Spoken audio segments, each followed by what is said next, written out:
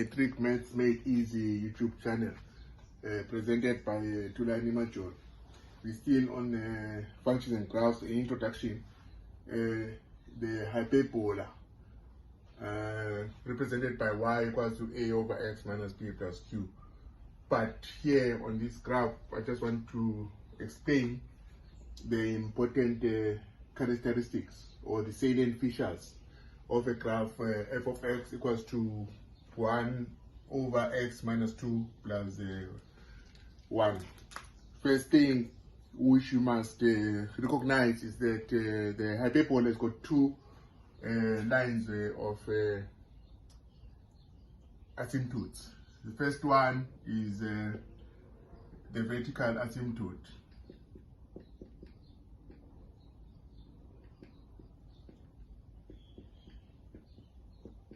which is represented by x equals to 2. Yeah, so x equals to 2. And then the second one is the horizontal asymptote.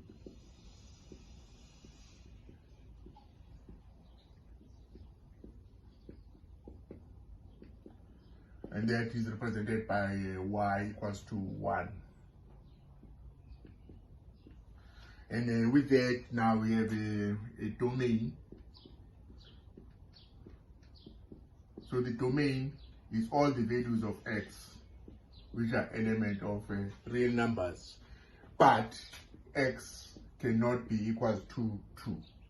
So this function is defined for all the values of x, element of real numbers, except for the x equals to 2.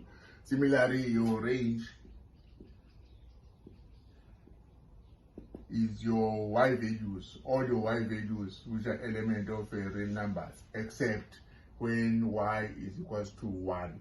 Y equals to 1 is not, it does define this function. So for this function, y cannot be equals to 1 because there's the asymptote.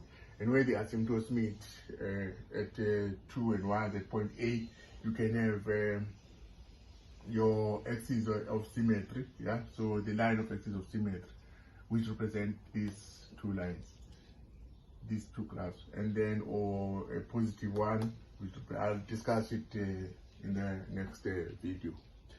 So whilst we are on this function f of x equals to 1 over x minus 2, number 5, what I would like to also point out is that this function f of x is actually decreasing, yeah, when x is less than 2. So function x less than 2.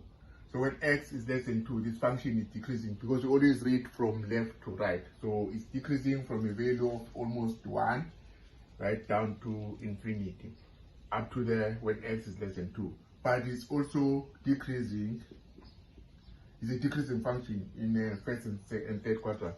Also from the very big number, which is infinity, up to a value almost equals to y equals to 1, but it never reaches 1. So when x is greater than 2.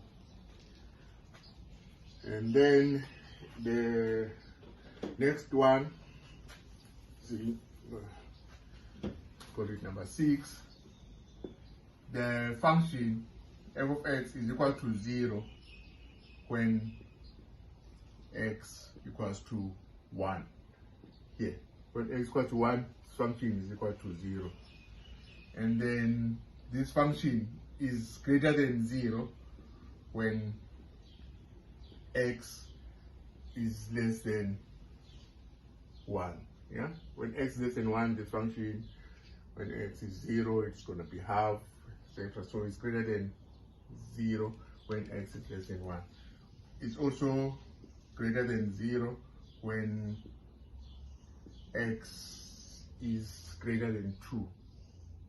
Yeah, when x is greater than 2, this function is greater than 0. Yeah, it never reaches, so the minimum there doesn't even reach a 1.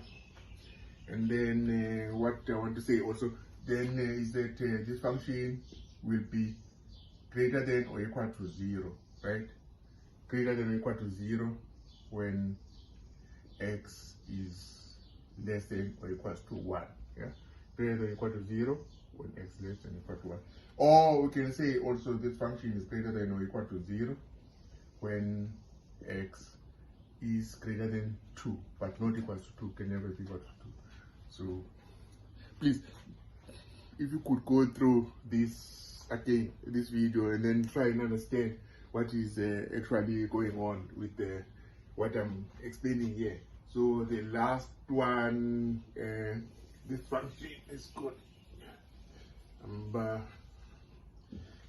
so this function f is less than 0 when, this function less than 0. So here at y, this is 0. The function is 0 when x is equal to 1. But when x is greater than 1 but less than 2, so between, so I write it like this, when x is between 1 and 2, this function here is less than 0, right? Or this function is less than or equal to 0 when, again, when x is greater than or equals to 1. So when x equals to 1, this function is 0. When it's greater than 1, it's less than 0, and then between 2. So the function is there. Or equals to 0 when x is between 1 and 2. This you can write in the other notation, set beta notation, using the square brackets to say that it includes the 1. So x is an element of open square brackets 1 and 2, and then close with the round brackets. Please share this video. Also, I would appreciate if you click like and subscribe, and then any comments will be appreciated. If there's things that you don't understand as well, so just put it on the comments and then I'll reply to you. My number is also on this video if you would like to discuss some more. Thank you.